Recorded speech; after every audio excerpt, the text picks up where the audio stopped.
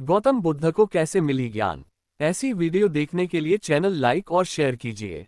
और आज उनको बहुत आश्चर्य हुआ जब पहली बार उन्होंने एक बूढ़े आदमी को देखा, कमर झुकी हुई, पूरी चमड़ी में झुर्रियां पड़ी थीं। वह परेशानी और दुख से बेहाल था। उसकी चाल बहुत धीमी थी।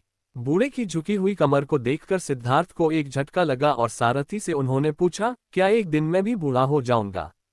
सारथी ने कहा, हाँ राजकुमार, हर व्यक्ति के जीवन में 3 अवस्थाएं आती हैं, बचपन, जवानी और बुढ़ापा। एक दिन तुम भी बुढ़ापे की अवस्था में जाओगे। हे राजकुमार, ये संसार का नियम है। चाहे गरीब हो या अमीर, सबका शरीर शिथिल अर्थात बूढ़ा होता है। राजकुमार सोच में पड़ गया। सारथी ने रथ को आगे बढ़ाया तो कुछ दूरी पर एक बीमार व्यक्ति मिला जो रोगों से घिरा हुआ था। उस पीड़ित व्यक्ति को देखकर राजकुमार का मन बहुत ही दुखी हुआ। राजकुमार ने पूछा, इसको क्या हुआ है? सारथी ने कहा, ये व्यक्ति बीमार है, इसलिए ये कराह रहा है। इस संसार में दुख और सुख दोनों हैं। यह अपने अपने भाग्य की बात है कि कोई दुखी है और कोई सुखी है। क्या मैं भी कभी बीमार हो सकता हूँ? सारथी ने कहा, आप यह विचार अभी छोड़ दें। समय बड़ा बलवान होता है। ये सारी बातें कर्मों पर निर्भर करती हैं। चाहे राजा हो या रंक, सुख दुख सब पर आते हैं। अगर शरीर में कोई रोग आना है तो वह आएगा। ये सब सुनकर राजकुमार सोच में पड़ गया। सारथी ने रथ को कुछ आगे बढ़ाया तो सामने से 4 कंधों के ऊपर एक अर्दी को जाते हुए देखा। राजकुमार ने ऐसा पहली बार देखा था। उसने सारथी से पूछा, यह क्या है? यह आदमी मर गया है। यह मुर्दा है। जो व्यक्ति मर जाता है उसको बांधकर शमशान भूमि में ले जाते हैं। फिर वहां पर उसे जला दिया जाता है। राजकुमार ने कहा, क्या सबको मरना पड़ता है? हाँ, सबको मरना पड़ता है। यह मृत्युलोक है। जो जन्म लेता है उसे कभी न कभी अवश्य ही मरना पड़ता है।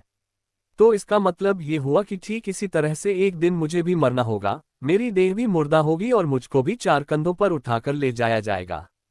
मुझको भी ऐसे ही रस्सियों से बांधा जाएगा।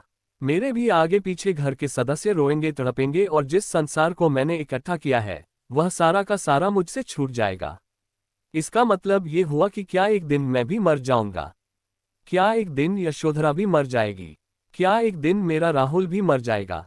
सारथी ने कहा, हाँ राजकुमार, एक दिन मैं भी मरूंगा, आप भी मरेंगे, यशोधरा भी मरेंगी और राहुल भी मरेगा, क्योंकि यह सब मरने के लिए ही पैदा होते हैं। उस रात सिद्धार्थ सो न सके। सोचने लगे कि क्या संसार में इतना दुख है, रोग है, बुढ़ापा है, और ऐसे में मैं खा पी कर कैसे जी सकता हूँ? नहीं नहीं, ऐसा मुझसे नहीं हो सकता। मुझे खोजना होगा उस तत्व को जो दुख, पीड़ा और शोक से रहित हो, जो भय, भ्रम और भूल से परे हो, जो अनंत आनंद से भरा हो, जिसे पाकर फिर और कुछ पाने की इच्छा न हो। सिद्धार्थ वैराग्य के शिखर तक पहुंच चुके थे। बस उसी रात को उन्होंने घर छोड़ दिया। सारथी से कहा कि नगर की सीमा से दूर ले चलो। नगर के बाहर पहुंचकर सारथी को लौटा दिया। फिर कई दिनों तक वन में चलते गए। एक घने पीपल के वृक्ष के नीचे आसन लगाकर ध्यान में लीन हो गए।